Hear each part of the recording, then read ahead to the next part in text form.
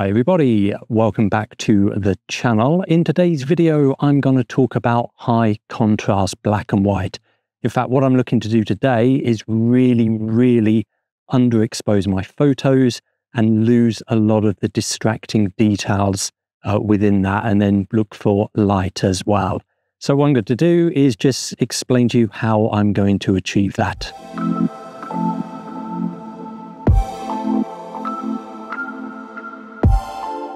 So the first thing to cover really would be camera settings. Now, when I'm looking to do this really kind of high contrast black and white, it's one of the few times I actually put my camera into manual. However, that said, what I generally do is set my camera up and then save this particular setting using one of these dials here. So U3, I've actually got set up specifically for this type of photography. So as I mentioned, the purpose of today is to really go out there and look for strong contrast black and white. Now that's either looking for things that are white with the strong black background, or combinations herein. So that means massively underexposing my photos.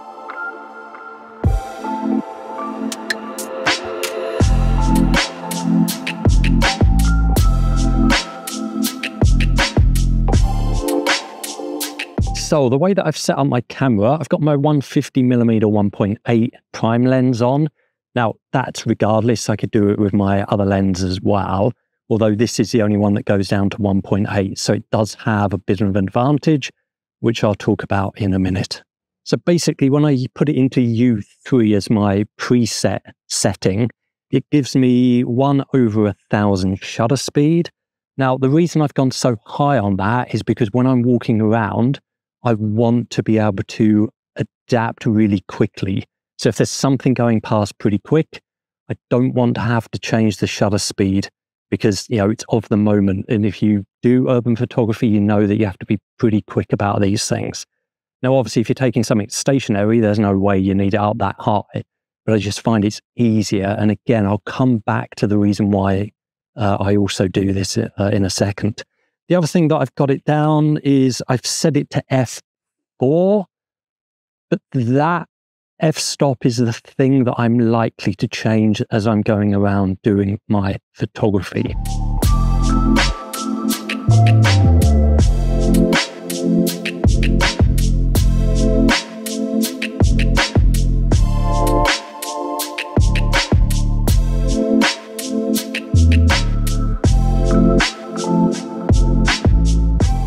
So I made it to the tram station, and there's a little kiosk store here, which actually is closed down. But there's some nice glass here. So what I'm looking to do is get some reflection shots.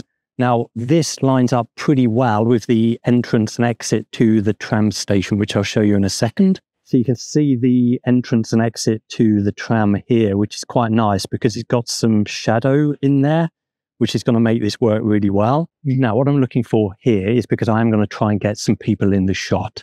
So I'm looking for people with kind of brighter colors or darker colors, ideally wearing white or black.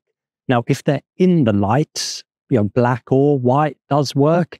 If they're in the shadows, then obviously I'm looking for white in this. So it is a question of hanging around and waiting for the kind of the right people to come along. But obviously being summer, there's a reasonable chance that I'm going to get some people wearing white. And also there's a reasonable chance, of course, I'm going to get people wearing black as well. So this should hopefully work. As I said, it's just a question of hanging around rather than just kind of turning up at the location. You're not going to get the perfect shot immediately. Luckily enough, I found a nice shady spot here as well where I can wait and just keep the camera at the ready and just wait for that ideal shot. And again, this is where having that shutter speed up at 1/1000 is really going to benefit me here because people are going to be walking.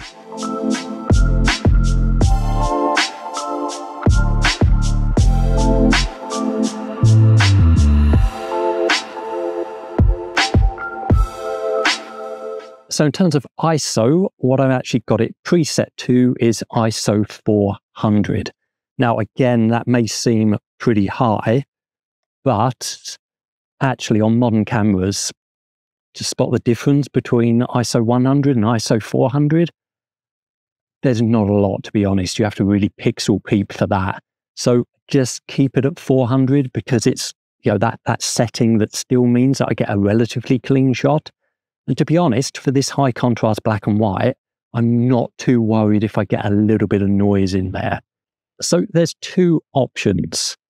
If you know that you're in an area where shutter speed is not quite as important, then I would just recommend changing the shutter speed. So have your thumb on the dial at the back there just to change the shutter speed. However, I generally don't do that. What I normally do is just change the f-stop because for me, I'm not so worried about depth of field. Now that said, I don't generally go lower than 4 or 3.5 occasionally. So I normally stick certainly above 3.5 on this. And therefore I just have my finger on the front dial here and I can quickly make adjustments where necessary.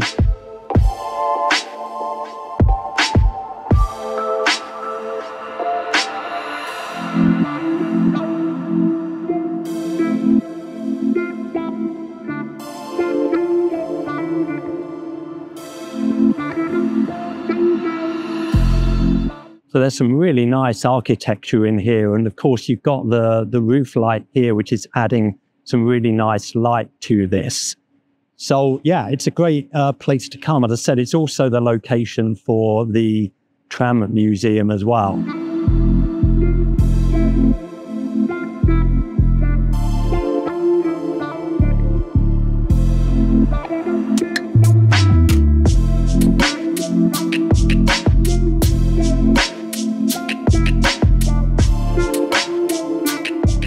Now, maybe a bit noisy with the tram that's just pulled up, but you can see that I've got some nice light here from the windows, which is going to give me a great opportunity. Now, what I'm looking to do is really darken down this side of the image and really focus in on the light down here.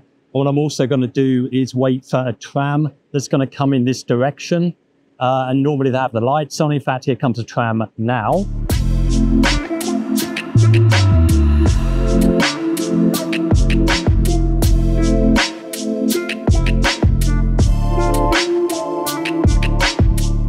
Yeah, so let me just show you on the back of the camera what I'm trying to do with this shot. Now, of course, this is in video mode, so the final photo will look a little bit different. But what I'm trying to do here is focus in on the lights from the windows and some of the tram as well. And of course, some of the tram is lit up with the lights and also the destination as well. And then with the shadows, I'm really looking to darken it. So I'm massively underexposing on this shot. Firstly, to hide any of the elements that are going to be a distraction.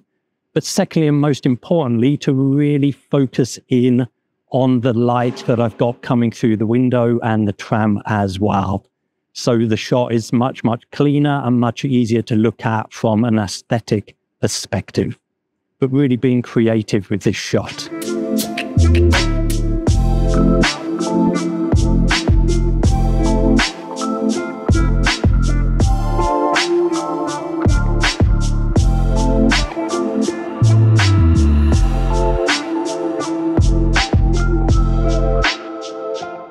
So I'm pretty pleased with how things worked out today. Actually, they look good on the back of camera, but of course I need to see what they look like once I put it into Lightroom. As always, thank you for watching and see you next time.